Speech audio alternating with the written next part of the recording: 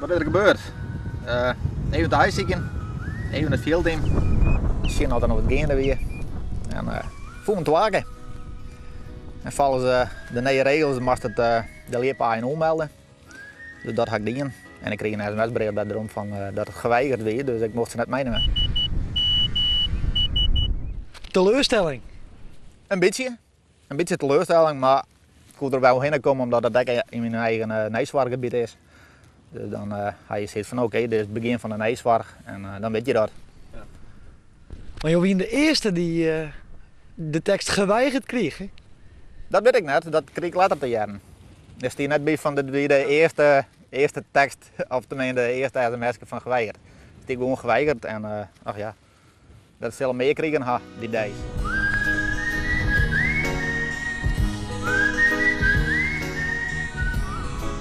Ik zie toch, dat is,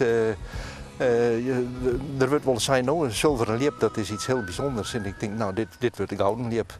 Want na verrichting wordt zelf dat ijsje, denk ik toch, verbeen. En dan moeten ze wat nice bedenken, want het blijft vanzelf hartstikke belangrijk, die nijswarrig.